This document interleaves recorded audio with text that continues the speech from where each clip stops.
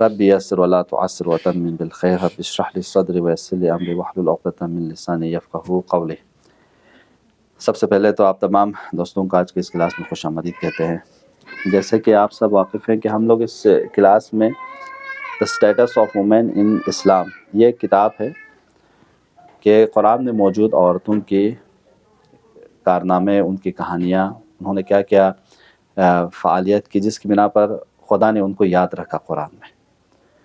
اور الحمدللہ ہم لوگ 5 اس طرح کے عظیم الشان خواتین کے بارے میں پڑھ چکے ہیں، اور یہ آج ہمارا 5واں ہے جن کے بارے میں ہم اور آپ پڑھنے جا رہے ہیں۔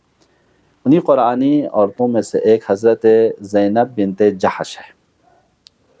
حضرت زینب بنت جحش کے جیسے کامن میں نے کچھ آپ لوگوں کو تاکہ تھوڑی سی بریف ان کی ہسٹری کے بارے میں پتہ چل جائے کہ وہ کہاں پیدا ہوئی، کہاں سے ہیں، ان کے والد کون ہیں، والدہ کون تھی، کس سے شادی کی۔ یہ ایک عام طور پر ہم لوگوں کے کامن نالج کے طور پر چاہیے ہوتا ہے، لیکن وہ اصل قضیہ جس کی بنا پر قرآن میں ان کا ذکر ہوا ہے وہ الگ مسئلہ ہے۔ یہ مکے میں پیدا ہوئی، ٹھیک ہے، تقریباً 33 سال ہجرت سے پہلے مکے میں، اور اس کے بعد وہیں مکے اور مدینے میں ان کے زندگی گزاری۔ اور اس کے بعد ان کے والد کا نام جحش، مادر کا نام امامہ بنت ابو عبد المطلب ہے، ٹھیک ہے۔ عبد المطلب پیغمبر کے چچا ہے نا، یعنی ان کے چچا زاد کیا ہے، بہن لگتی ہے، لگے گی اس حساب سے۔ پھر اب ان کی شادی کیسے ہوئی، یہاں سے مین قضیہ شروع ہوتا ہے قرآن کا، ٹھیک ہے۔ وہ قرآن بھی اٹھا لیجئے تاکہ ذرا وہ قرآن اٹھا دیجئے۔ یہاں ان کی پہلی شادی جو ہوئی ہے وہ زید بن حارث سے ہوئی ہے، پھر اس کے بعد دوسری شادی پیغمبر گرامی اسلام سے ہوئی ہے۔ اب یہاں پہ خود قضیہ ہے، زید بن حارث کون ہے، پھر پیغمبر کے ساتھ کیسے شادی ہوئی، وہ ادھر لائیے، ٹھیک ہے۔ پھر اس کے بعد زید نے طلاق دی، یہ قضیہ شروع ہو جائے گا۔ یہاں سے آگے مین اپنا ٹاپک ہے۔ آپ لوگ سورہ احزاب نکالیے، صلوات پڑھ دیں محمد والے محمد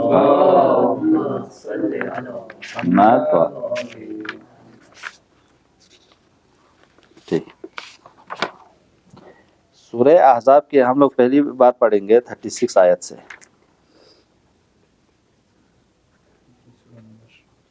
ٹھیک ہے، سورہ نمبر 33 سے، جی 36 نکالا آپ لوگوں نے، خیر۔ اب اصل کہانی انشاءاللہ اس آیت کو پڑھنے سے پہلے تھوڑا سا سمجھ لیتے ہیں۔ حضرت زینب بنت جحش بہرحال خاندانی لیول پہ اگر دیکھا جائے تو خاندان نبوت سے ان کا تعلق ہے، پیغمبر گرامی اسلام کے گھرانے سے، پیغمبر گرامی اسلام کے چچا کی بیٹی کی بیٹی ہے۔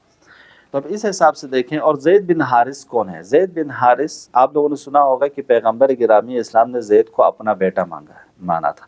یہ وہی زید بن حارث ہے جس کو پیغمبر نے کہا تھا کہ یہ میرا بیٹا ہے۔ زید بن حارث کون تھا؟ زید وہ بچپن میں غلامی کے دور میں کسی نے چرا لیا تھا اپنے گھر سے، بچپن کے عالم میں کسی نے چرا لیا، چرانے کے بعد ان کو بیچ دیا کسی بازار میں، اور یہ پھر پیغمبر گرامی نے اس کو خرید کے اپنے پاس رکھے۔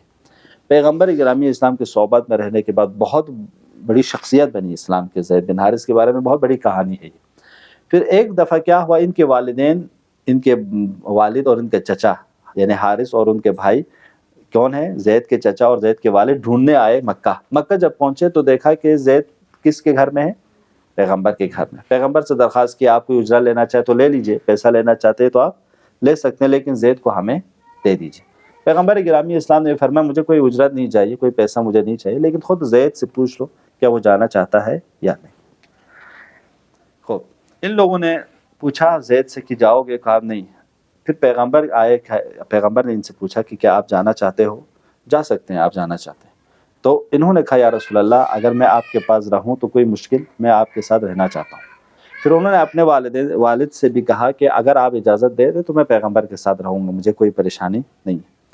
تو اس دوران ان کے والد سے پیغمبر نے فرمایا اگر تم لوگوں کے لیے کوئی پریشانی نہیں ہے تو زید میرے پاس رہے گا، اس کو یہیں رہنے دیا جائے۔ جب یہ مشہور ہوا تو اس دن کے بعد جب زید پیغمبر کے پاس آئے، ان کے والد نے بھی اجازت دیا، تو اس دن سے زید بن محمد کے نام سے مشہور ہوا کہ زید ابن محمد۔ اس کے بعد مشہور ہوا پورے مکے میں کیا کہ یہ رسول اللہ کا پسر خواندہ ہے. کیا مطلب پسر خواندہ؟ یعنی جس کو اپنا بیٹا مان کے رکھا ہے پیغمبر نے. ٹھیک ہے، اپنا بیٹا مانا ہے.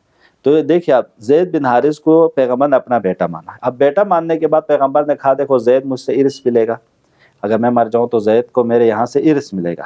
ٹھیک ہے، اور زید میرا بیٹا ہے کہ اعلان کر دیا سب کے درمیان. یہ کہانی ہے. اب زید بڑا ہو گیا جوانی کے عالم میں، تو بھائی اب شادی ہے، شادی ہونی ہے. شادی ہونے میں تو انہوں نے کس سے شادی کرائی؟ پیغمبر نے، کہ آپ زینب کے، خود زینب بہت بڑی خاندان کی، اور زینب کو پورے زید کا ہسٹری پتہ ہے کہ بھئی یہ تو کہیں سے بیچا ہوا شخص غلام ہے اور پیغمبر نے اپنے پاس رکھا ہے اور یہ اعلان کیا ہے. تو اس نے کیا کہ زینب نے تھوڑے سے مطلب اپنی نارضائیت کا اظہار کیا کہ بھئی مجھے، ہمارے تو اپنے ایک میلاد معیار ہے، ہماری ویلیو یہ نہیں ہے کہ ہم غلاموں سے شادی کریں. تو پیغمبر نے اس کانسیپٹ کو مٹانے کے لیے نہیں کہ عرب اور عجم یا امیر اور غریب یا غلام اور کنیز ایسے نہیں کہ شادی نہیں ہو سکتی، یہ سب توڑنے کے لیے کہا کہ تم کرو. یہاں پہ حکم یہ ہوا کہ جب تم ایسا کرو تو پیغمبر کے کہنے پر اس نے شادی کی. کس سے؟ زید سے. یہاں تک کہانی واضح ہوا. شادی کی. شادی کرنے کے بعد اب یہ زید کو پسند نہیں کرتی تھی، خاص اس کو پسند نہیں، اور زید بھی بڑا کوشش کی اس نے ان کے ساتھ بننے کی، لیکن وہ پھر ان کے ساتھ زندگی نہیں کر پائی. یعنی ان کو وہ خاندان جب انسان تشکیل دیتا ہے شادی کرنے کے بعد، جو انسان کے اندر فیملی سٹرکچر بننی چاہیے وہ نہیں بن پائے. تو ایک دن پیغمبر کے پاس آئے زید، یا رسول اللہ میں اپنی بیوی زینب کو طلاق دینا چاہتا ہوں. پیغمبر نے سفارش کی کہ دیکھو زید، مت دو، طلاق مت دو، صبر کرو، پیشن سے کام لو، زندگی کو اپنے بہتر، اپنی بیوی کو نہ چھوڑو. تب زید نے کہا یا رسول اللہ میں اس کے ساتھ شاید زینب مجھ سے بہتر اخلاق کے مالک ہے، بہتر بننا چاہتی ہے، وہ بہتر کے ساتھ شادی کرنا چاہتا ہے، تو شاید وہ مجھے اپنے لائق نہیں سمجھ رہے، تو میں نہیں رہنا چاہتا ان سے، میں ان کو آزاد کرنا چاہتا ہوں، طلاق دینا چاہتا ہوں. تو یہاں پہ پیغمبر گرامی اسلام کو پتہ ہے کہ زینب میری بیوی بننے والی ہے. ہاں، لیکن پیغمبر گرامی اسلام عرب کی جاہلیت کے دور میں کیا ہے کہ جو اپنا بیٹا مان کے رکھتے ہیں ان کو ارث ملتا ہے، ان کے ساتھ شادی نہیں کر سکتے. جس طرح حقیقی باپ اور بیٹا کی بیوی کے ساتھ باپ شادی نہیں کر سکتا، حرام ہے، محرم ہو جاتا ہے نا، پھر وہ حرام ہو جاتا ہے ہمیشہ کے لیے، ویسے ہی سمجھتے تھے. اس کانسیپٹ کو مٹانے کے لیے پیغمبر کو آرڈر دیا گیا کہ یا رسول اللہ، اب یہ حکم خدا ہے، یہاں سے یہ ہے، یہاں سے ان کا تذکرہ شروع ہوا ہے کہ آپ جن کے جو آپ ہمیشہ نصیحت کرو کہ طلاق نہ دو، طلاق نہ دو، بلکہ کہہ دو اگر وہ جدا ہونا چاہیے وہ جدا ہو جائے. ہاں، اس کے بعد آپ انہی سے کیا کریں؟ شادی کر لیں. تو پورا عرب ماحول میں کیا ہے؟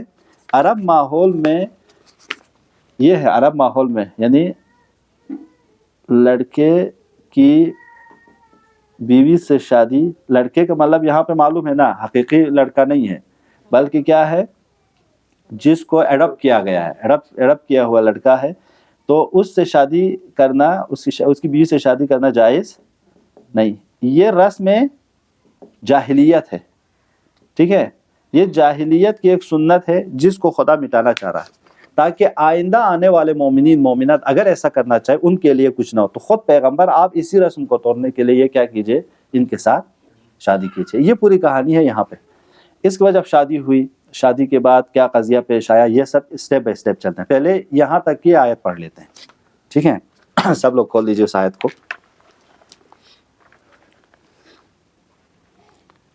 خوب 36 پائے نا. وَإِذْ بسم اللہ الرحمن الرحیم وَإِذْ تَقُولُ لِلَّذِي أَنْعَمَ اللَّهُ عَلَيْهِ وَأَنْعَمْتَ عَلَيْهِ أَمْسِكْ عَلَيْكَ زَوْجَكَ وَاتَّقِ اللَّهَ وَتُخْفِي فِي نَفْسِكَ مَا اللَّهُ مُبْدِيهِ. یہاں پہ کہتا ہے کہ اس دور، اس کے بعد اس کو یاد کرو، اس شخص کو یاد کرو یا اس دور کو یاد کرو جس پر خدا نے اپنی نعمتیں دی ہیں اور آپ نے بھی اسے نعمت دی. یعنی کیا مطلب، آپ خدا نے نعمت دی کہ اس کو زینب جیسی بیوی دی، ہاں یہاں پہ مراد، اور دوسرے خود آپ نے بھی نعمت دی، یعنی آپ نے بھی ان کو سمجھانے کی کوشش کی. اور امسک علیک، اب آپ رک جائیے، زوجک واتقی. اس نے کیا کہا تھا پیغمبر کے پاس آ کے، یا رسول اللہ میں طلاق دینا چاہتا ہوں، لیکن پیغمبر یہاں پہ کیا کہہ رہے ہیں، امسک علیک، تم اس کے ساتھ رہو، اس کو رکھو اپنے پاس. ٹھیک ہے، اپنی بیوی کو. واتق اللہ، اور تقوی اختیار کرو، پرہیزگار بنو، ٹھیک ہے، ایسی مت کرو۔ طلاق دینا بھی، طلاق حد اقل طلاق دینا صحیح نہیں ہے نا، خدا کو پسند نہیں ہے، کہتا ہے کہ خدا کے آسمان لرزتا ہے جب طلاق ہو جاتے دو میاں بیوی کے درمیان، اس تم ایسا مت کرو۔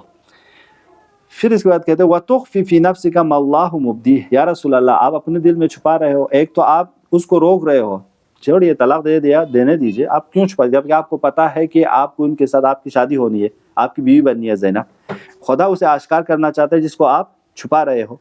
وَتَخْشَى النَّاسَ، کیوں آپ چھپا رہے ہو؟ چونکہ آپ لوگوں کے کلچر کے، وہاں کے ماحول کے رسم جاہلیت سے آپ کو خوف ہو رہا ہے، لوگ کیا کہیں گے، لوگ پیغمبر ایسا کر رہے ہیں کہہ کے ان کو تو ہر چیز سمجھا نہیں سکتے، تو یہاں پہ خدا کہہ رہے ہو وَتَخْشَى النَّاسَ، آپ لوگوں سے ڈر رہے ہو، وَاللَّهُ أَحَقُّ أَن تَخْشَاهُ، حقیقت میں اگر کسی سے ڈرنا ہے تو خدا ہے، کہ آپ خدا سے ڈریے، کسی سے مت ڈریے۔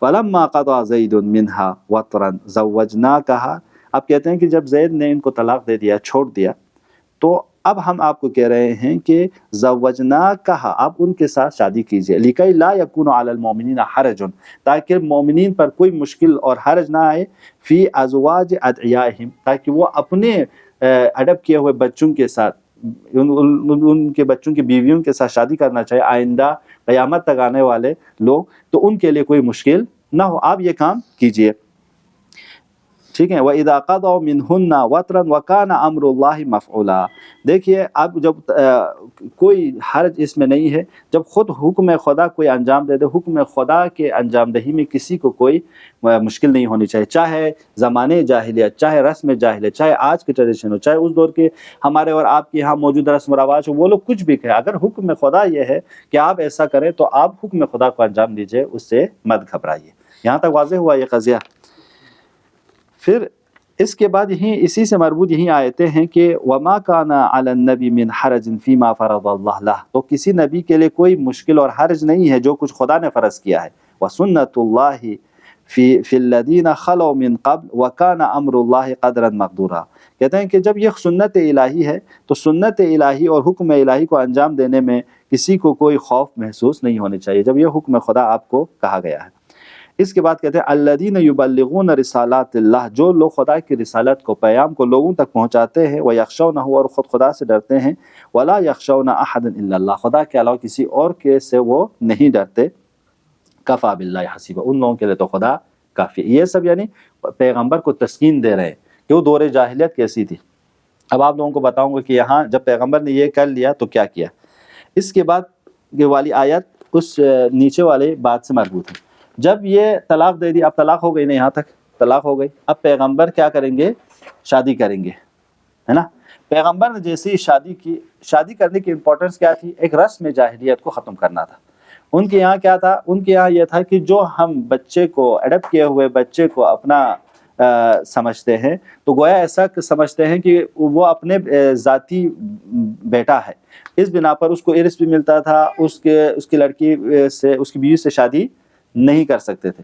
یہاں پیغمبر اس رسم کو مٹانا، اس لیے امپورٹنٹ ہے اس شادی کا ذکر کرنا یہاں پہ پیغمبر کے ساتھ، تاکہ ایک تو اس رسم کو مٹایا جائے، دوسری طرف سمجھایا جائے دیکھو حضرت محمد رسالت میں، نبوت میں، رحمت میں تم لوگوں کا باپ ہے، دلسوز باپ کی طرح تم لوگوں کو اس میں ہے، لیکن یہ نہ سمجھنا کہ حضرت محمد تم لوگوں میں سے کسی کا باپ ہے۔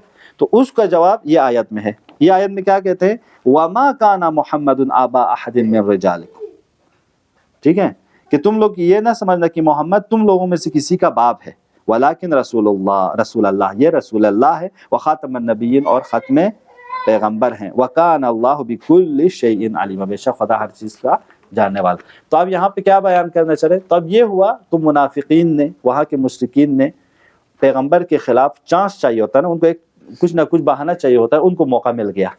اب منافقین نے کہنا شروع کر دیا، دیکھو ہم نہیں کہتے تھے محمد کو، جس کو ہم لوگ حرام سمجھتے تھے ہمارے یہاں صحیح نہیں تھا، اب زینب کو خود جدا کرنے والے کون ہیں، محمد ہے، اس طرح کے الزامات۔ اور دیکھو اپنے بیٹے سے شادی، بیٹے کی بیوی سے شادی کرنا جائز نہیں ہے، لیکن یہ لوگ کیا ہے، محمد نے شادی کر کے دکھایا، دیکھو اس نے ہمارا رسم کے خلاف کیا۔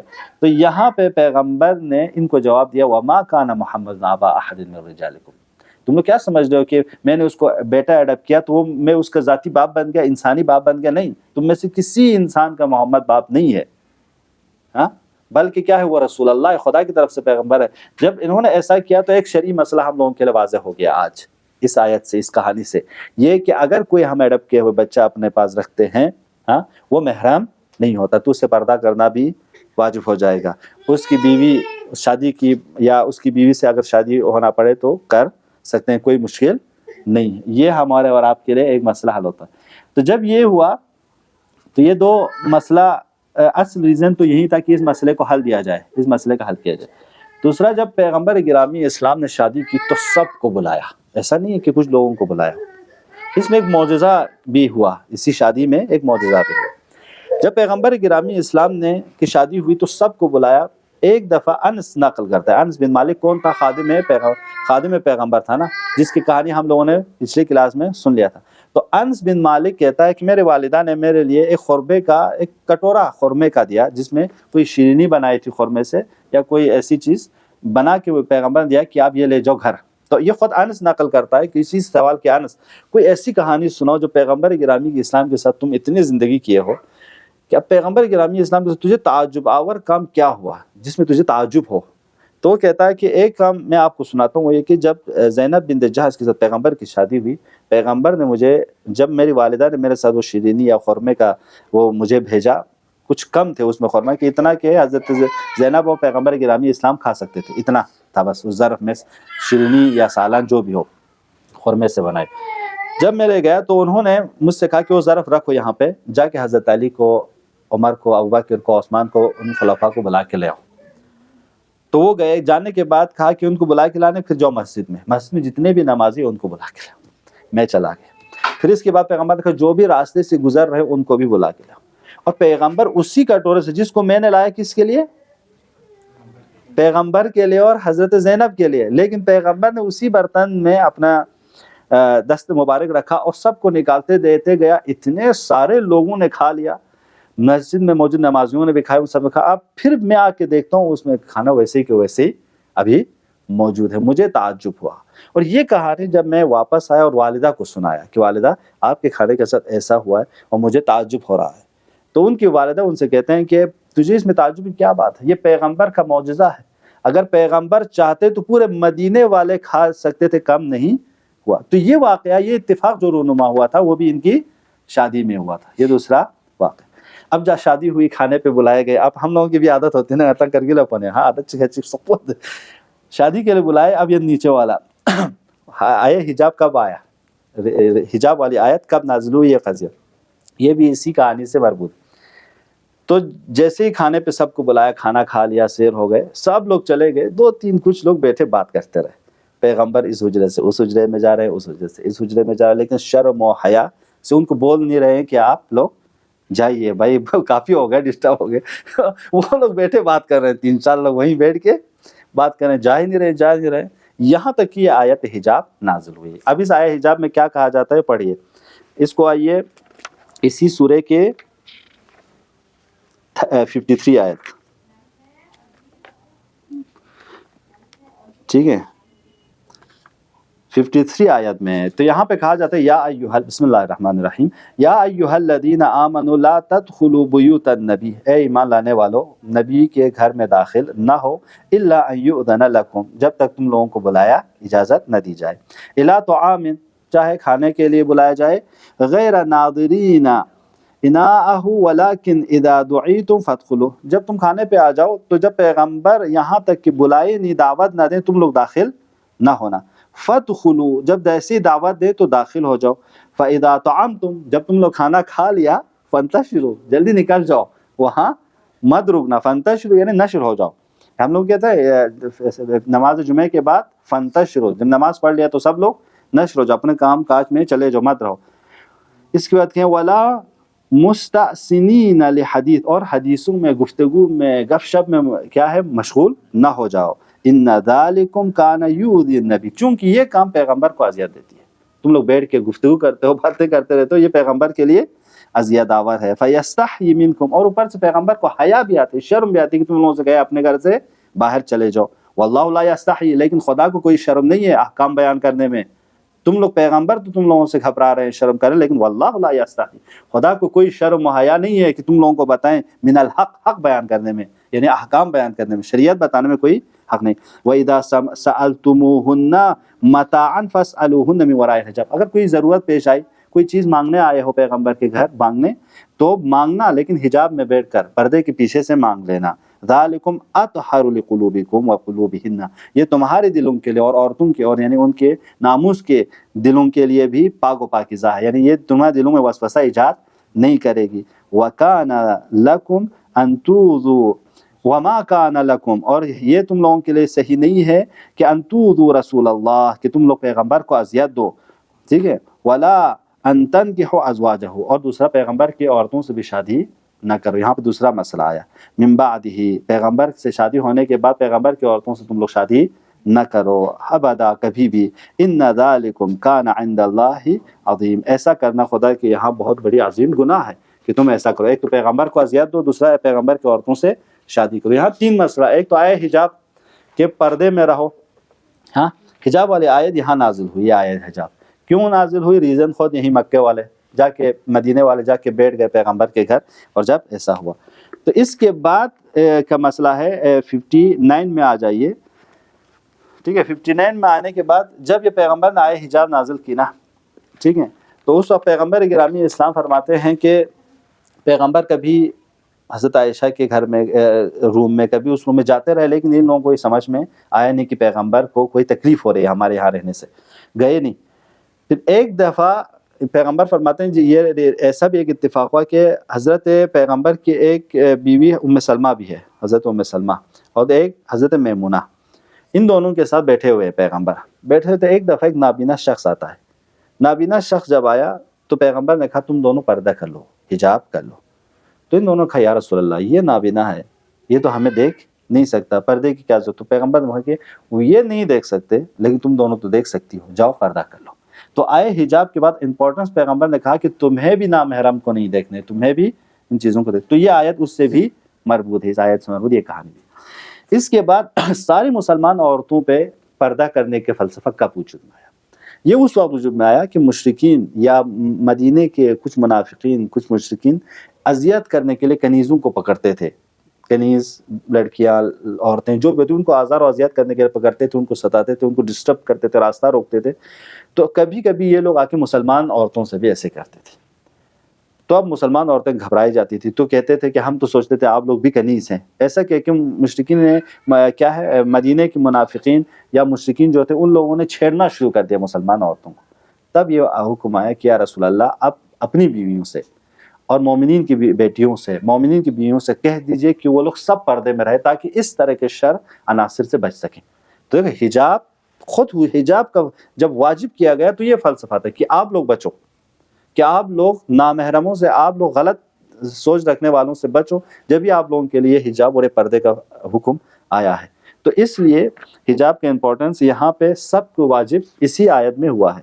وجہ کیا ہے؟ وجہ یہ ہے کہ آج بھی ہم اور آپ دیکھتے ہیں کہ ایک لڑکی اگر ویسے ہی چلا جائے، کتنے نامحرموں کے اس کے اوپر نظر جاتا ہے، کتنے نامحرموں کو اس کو غلط نظریں جاتی ہیں، لیکن سب سے بچنے کے لیے ہمارے یہاں حکم حجاب آیا ہے۔ اور یہ کون سی آیت ہے؟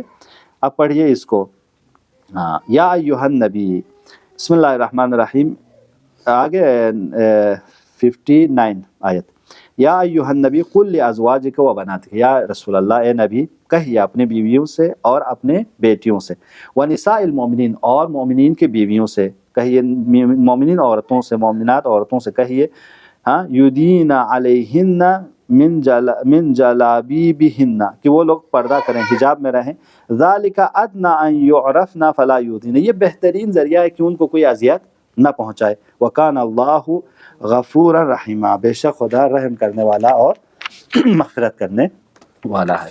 یہ ایک مختصر کہانی ہے حضرت زینب بن جحش کے بارے میں، کہ جس کے بعد ان سے شادی ہونے کے بعد خود حضرت زینب بن جحش بھی کافی پڑھی لکھی ہوشیار عورتوں میں سے ہیں، اور ایک ان کی خاص خصوصیت تھی، انفاق کرتی تھی، وہ سیکریفائس کرنے میں بہت مشہور تھی۔ پیغمبر نے بھی فرمایا تھا کہ مجھ سے سب سے پہلے اگر میری بیویوں میں سے کوئی ملے گا وہ ملے گی جو سب سے زیادہ انفاق کرتی تھی، اور سب سے زیادہ انفاق کرنے والے میں حضرت زینب بن جحش تھی۔ یہ واضح ہوا یہاں تک؟ اگر کوئی سوال ہو تو آپ لوگ پوچھ سکتے ہیں، اگر نہیں ہے تو صلوات علی محمد و آل محمد پر. اللہم صلی علی محمد و آل